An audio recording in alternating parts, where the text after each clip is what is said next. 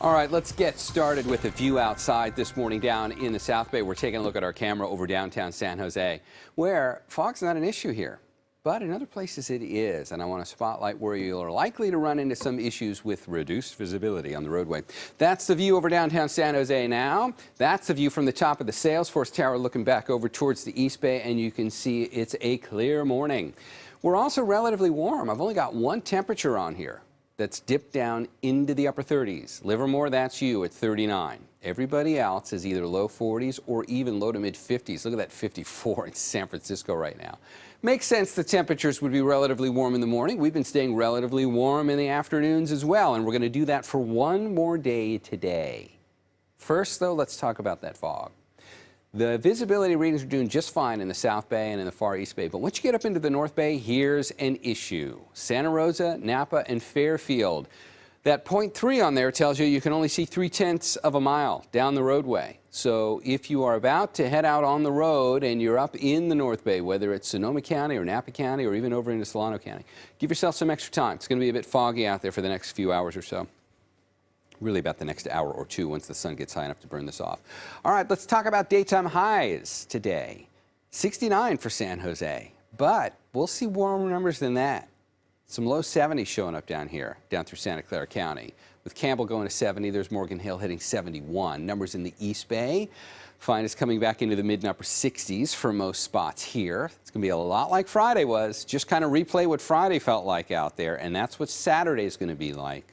That means low to mid 60s for much of the North Bay, and we'll top out with some more upper 60s as we get further inland. There's Cloverdale going to 67 today.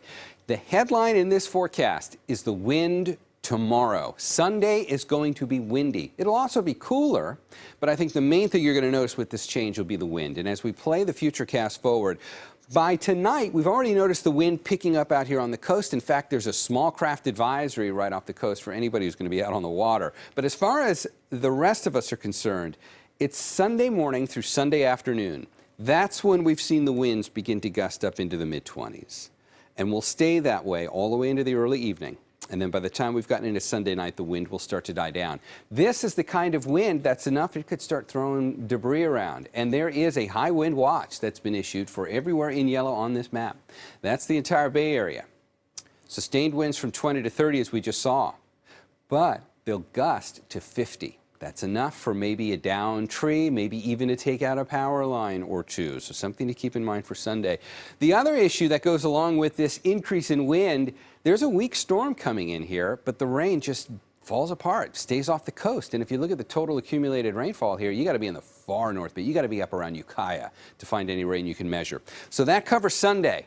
Things get a little more interesting by early next week as far as morning lows are concerned, because look how the temperatures are going to drop. I'm going to use the North Bay and the South Bay as my examples, because Santa Rosa and San Jose, those are the two places that are going to feel this the most. Look at those morning lows by early next week. Back down into the low 30s. San Jose, similar story. Maybe not as cold as Santa Rosa, but still getting down into the mid-30s. If you are in the East Bay, inland Contra Costa County, inland Alameda County, numbers will be similar to those. Everybody else in and around the Bay, though, should keep morning lows at 40 or right around there. And there's your 7-day forecast. We'll warm things back up by the middle and end of next week. No rain coming our way.